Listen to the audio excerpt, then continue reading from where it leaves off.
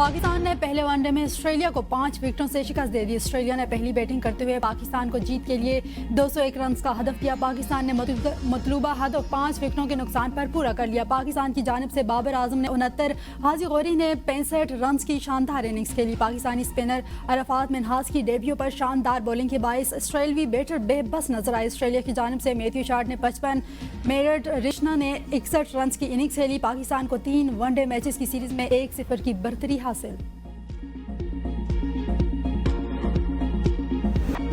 Pakistani spinner Arfat Minhas का one day cricket में शानदार डेब्यू। 42 साल पुराना कौमी रिकॉर्ड तोड़ दिया। डेब्यू पर 5 विकेट लेने वाले पाकिस्तान के पहले बॉलर भी बन गए। इससे पहले पाकिस्तान की जानिब से वनडे डेब्यू में बेहतरीन बॉलिंग का एजाज जाकिर खान के पास था, जिन्होंने 1984 में 19 रन देकर 4 विकेटें हासिल की थी।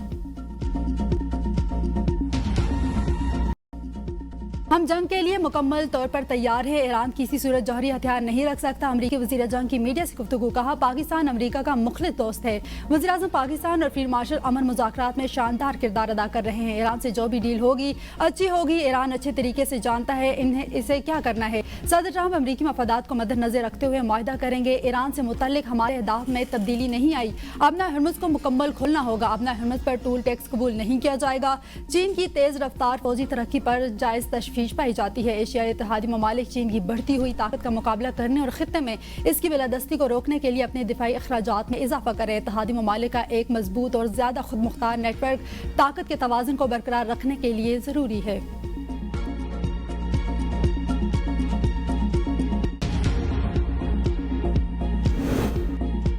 पाबना हर्म्स में मुदाखलत करने वाले फौजी जहाज हदफ बन सकते हैं। ईरानी अफवाज की जहाज़ों को वार्निंग जारी। खत्मुल अनबिया हेडक्वार्टर्स की जानिब से जारी बयान में कहा गया, हमारी अफवाज हर्म्स का इंतजाम मुकम्मल सलाहियत संभाल रही है। बहरी जहाज़ों और ऑयल टैंकर्स के लिए पासरान बहरिया से लाइसेंस लेना जरूरी है। तमाम बहरी जहाज ईरान के मुकर्रर करदा रास्तों पर चलने के पाबंद हैं। ईरान का अपना हर्म्स में रूस और चीन को खसूसी सहूलियात देने का ऐलान। ईरानी पार्लियामेंट की कौमी सलामती कमेटी के सरबराह इब्राहिम अजीजी का कहना है कि ईरान अपने करीबी शराकतदार ममालिक के साथ तरजीही बुनियादों पर तावन जारी रखेगा और इस हवाले से नई हिकमत अमली अपनाई जा रही है।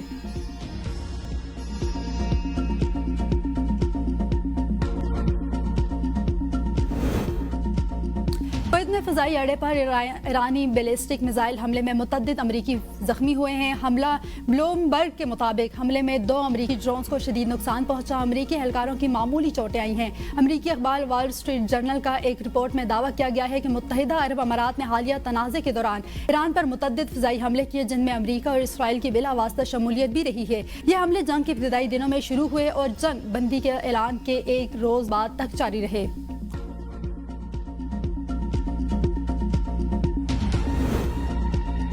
बजट की तैयारियां आखिरी मरहले में दाखिल। कौमी इत्तेहादी कौंसिल का अहम इजलास वज़ीर-ए-आज़म की सदारत में 3 जून को तलब। इजलास में बजट अहदाफ की मंजूरी मुतवक्के। महंगाई के सताई अवाम को रगड़ा लगाने की तैयारियां मुकम्मल। नए बजट में टैक्सों में इजाफे का इम्कान। सोलर पैनल्स और इलेक्ट्रिक गाड़ियां महंगी होने का खदशा। IMF ने किसी भी किस्म के टैक्स छूट देने से इनकार कर दिया। IMF की इलेक्ट्रिक गाड़ियों, मोटरसाइकिलों और बसों समेत सोलर पैनल्स पर GST 18% करने की तजवीज़। आलमी मालियाती इदारे टैक्स छूट से इनकार पर। इलेक्ट्रिक व्हीकल्स और सोलर पैनल्स महंगे होने का खदशा। टेक्सटाइल सेक्टर का हुकूमत से 327 अरब रुपए की रीफंड्स फौरी जारी करने का मुतालबा।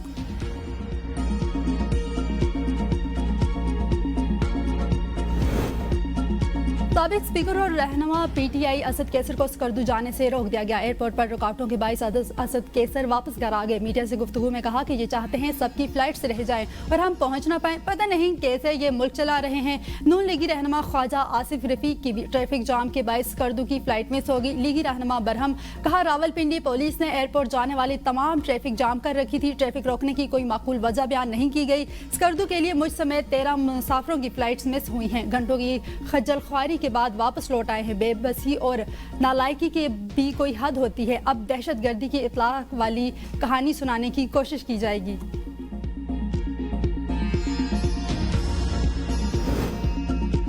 पीपल्स पार्टी के चेयरमैन बिलावल भुट्टो और रुकन कौमी असम्बली आसफ भुट्टो की गिलगित बल्तिस्तान इंतखाबी मुहिम का शेड्यूल जारी। बिलावल भुट्टो जरदारी आज शगर जखम जून को खैबलो में जलसा आम से खिताब करेंगे। 2 जून स्कर्दू, 3 जून को दियामर में जलसा होगा। कायद नून लीग नवाज शरीफ की भी जल्द दौरे का इम्कान। नवाज शरीफ स्कर्दू, चलास, गिलगित और हुंजा में जलसों से खिताब करेंगे।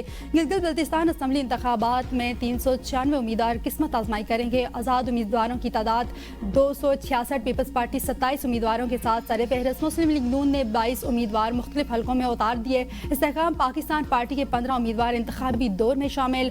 गिलगित बल्तिस्तान इंतखाबात 24 हलकों में वोटिंग 7 जून को होगी।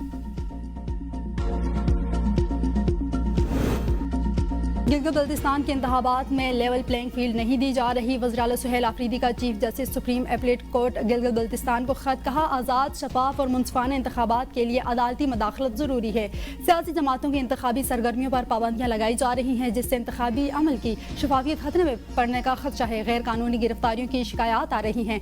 तमाम सियासी जमातों को बराबर मौका फराहम किया जाए। अदालत अपना आईनी दायरा इख्तियार इस्तेमाल करते हुए शफाफ इलेक्शन को यकीनी बनाए।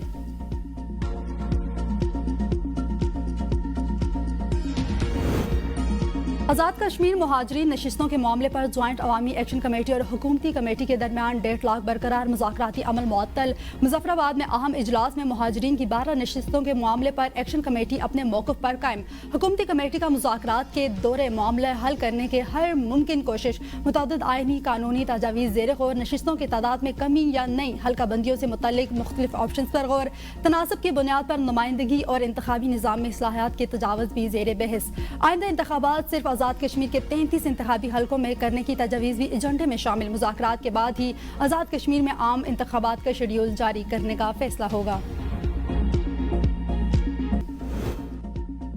FBR टैक्स हदफ पूरा करने में फिर नाकाम। मई 2026 में 190 अरब रुपए की रेवेन्यू शॉर्टफॉल का सामना। FBR ने 1150 अरब रुपए की टारगेट के मुकाबले में 960 अरब रुपए इकट्ठे किए। FBR को आज 5 अरब रुपए मजीद रेवेन्यू जमा होने की उम्मीद। 31 मई तक टोटल रेवेन्यू 965 अरब रुपए तक हो सकता है। FBR का 11 माह में रेवेन्यू शॉर्टफॉल 860 अरब रुपए। श्रीलंका से 44 ममालिक के लिए वीज़ा फीस खत्म कर दी। पाकिस्तान भी फहरिस्त में शामिल। श्रीलंका के महकमा इमिग्रेशन के मुताबिक पाकिस्तानी शहरी मुफ्त इलेक्ट्रॉनिक ट्रैवल अथॉराइजेशन हासिल करने के लिए अहल हो गए हैं, जिसके तहत वो 30 दिन तक सफ़र कर सकेंगे। मुल्क में दाखिले के लिए अब भी ITA के लिए दरख्वास्त देना और इसे हासिल करना ज़रूरी होगा।